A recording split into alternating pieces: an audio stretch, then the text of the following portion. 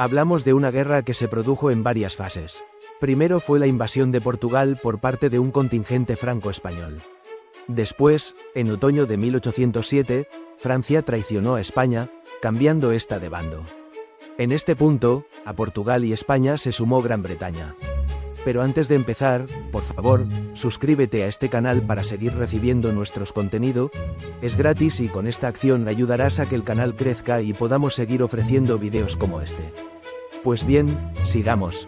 La fase portuguesa de la guerra fue relativamente corta, si bien la guerra en territorio español se prolongó por 6 años. Es importante reseñar que a pesar de que la entendemos como una guerra, nunca hubo una declaración formal de guerra entre Francia y España. Sí la hubo entre Francia y Portugal, y entre España y Portugal al inicio del enfrentamiento. Los eventos que llevaron al conflicto fueron una sucesión de planes y elementos de oportunidad. En 1789 Francia había destronado a sus reyes para convertirse, primero en una monarquía constitucional, y ya en 1792 en una república, por medio de un movimiento revolucionario que hoy conocemos como la Revolución Francesa, a pesar de que no fue la única revolución francesa, aunque sí fue la de mayor calado. Las potencias europeas, monarquías con mayor o menor grado de absolutismo todas ellas, comprendieron que la Revolución Francesa sentaba un peligroso precedente que suponía un riesgo de que dichos hechos se reprodujesen en casa.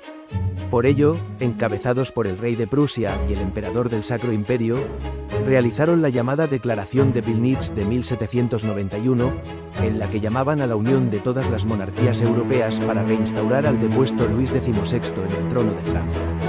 Ante dicho acto de beligerancia, la Asamblea Nacional de Francia decidió no esperar a que los firmantes de Pillnitz se fortaleciesen, y declaró la guerra a Prusia y Austria, lo que desencadenó en 1792 la Guerra de la Primera Coalición.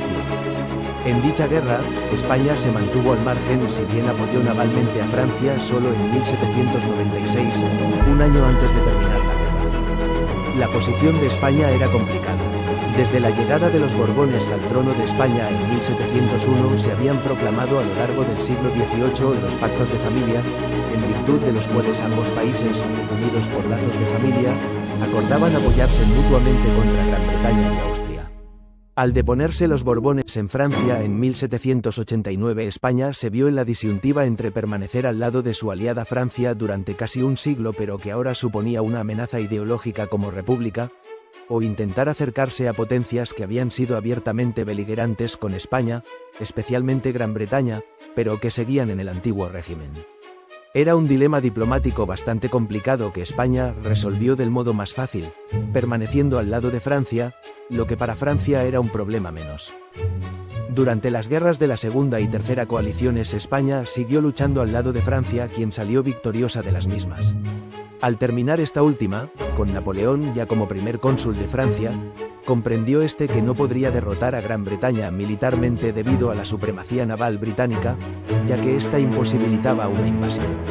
Por ello optó por derrotarla económicamente.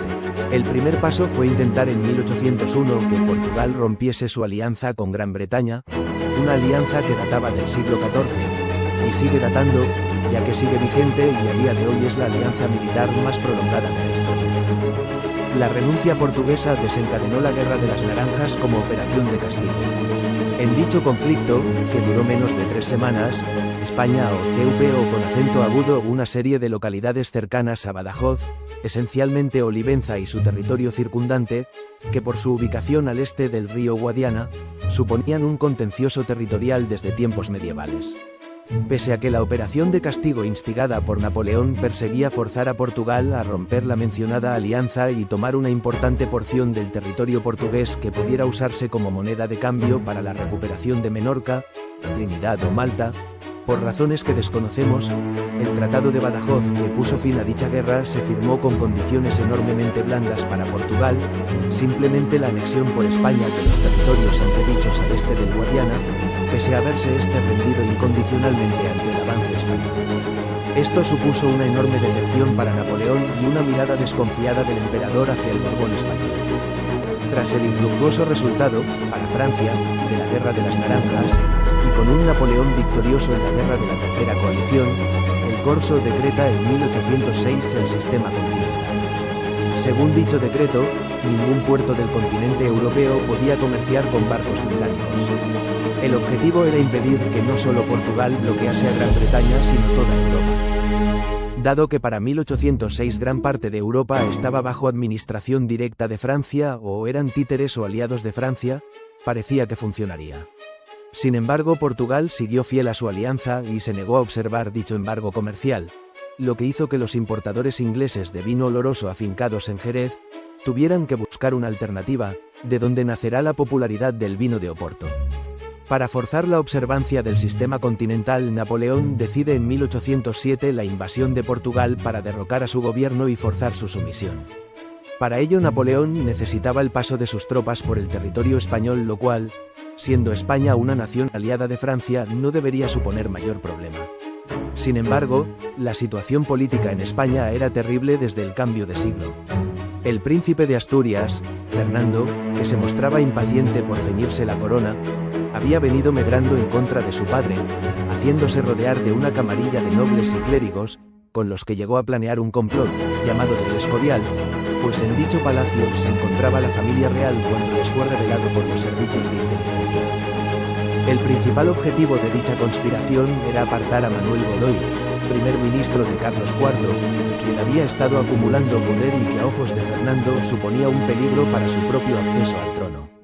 Numerosos indicios parecían indicar que Manuel Godoy se postulaba para que Carlos IV le legase el trono en detrimento del príncipe de Asturias. No en vano, desde 1795 Manuel Godoy ostentaba el título de Príncipe de la Paz, con tratamiento de alteza, por lo que a Fernando no le faltaban razones para su suspicacia.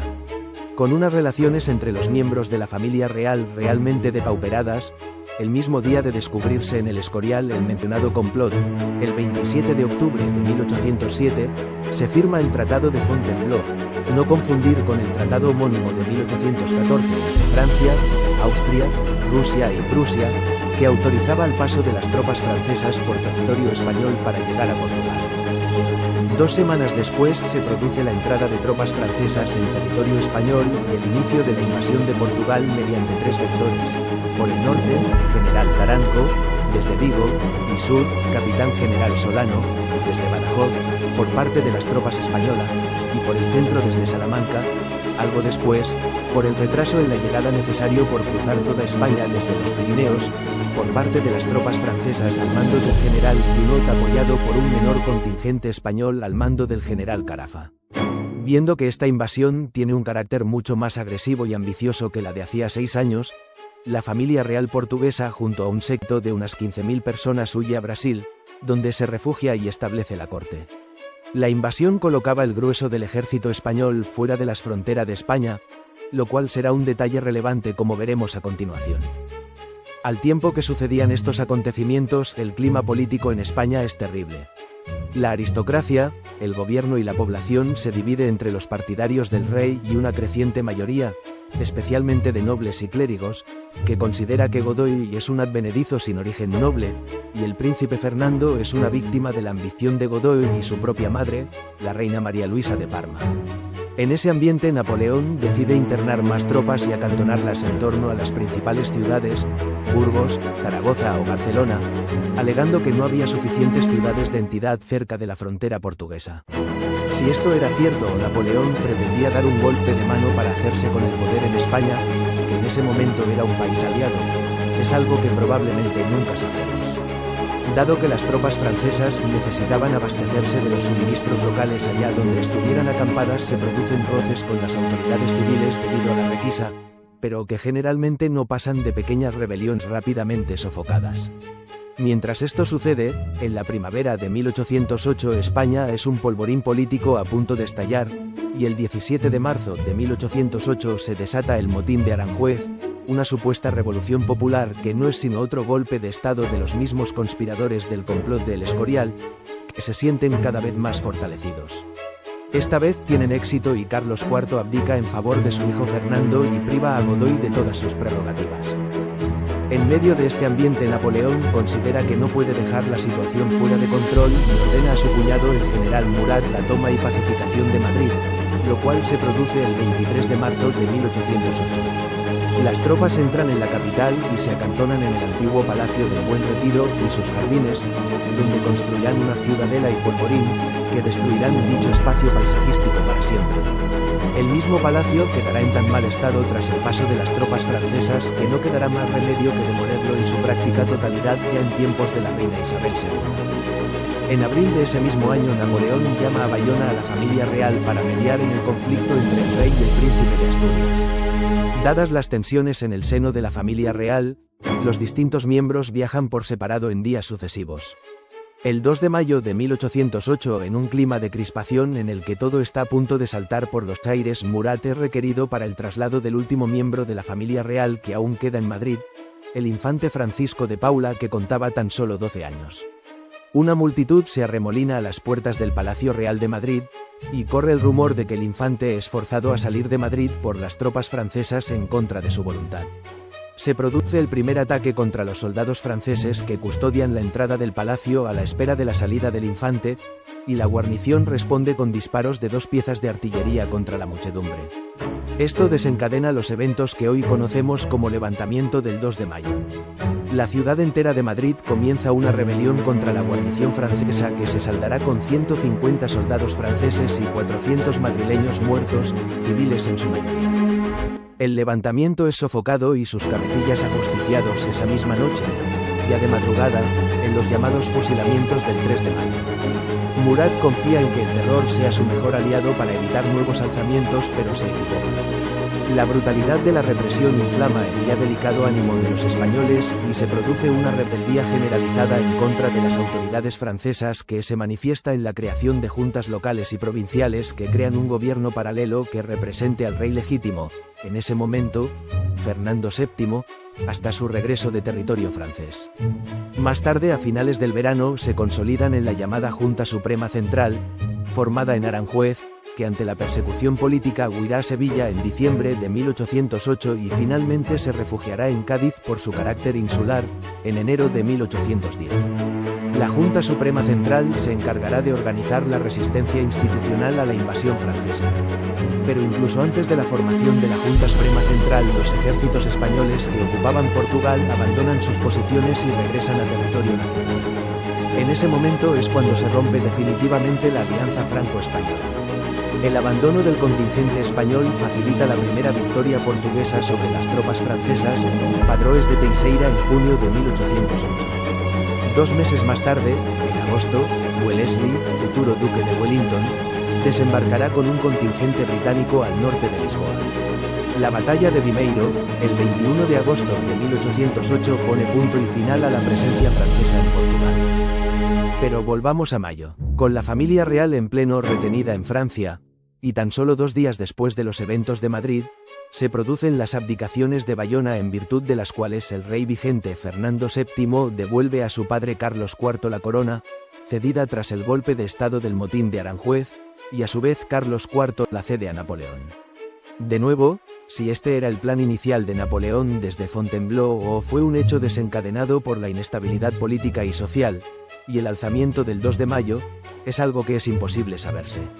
En junio de ese mismo año de 1808 Napoleón abdica la corona de España en favor de su hermano José, que pasará a reinar como José I, entrando en Madrid el 7 de julio para jurar como rey. Sin embargo, reina un país en el que las juntas locales y provinciales y la Junta Suprema Central solo reconocen al rey Fernando VII.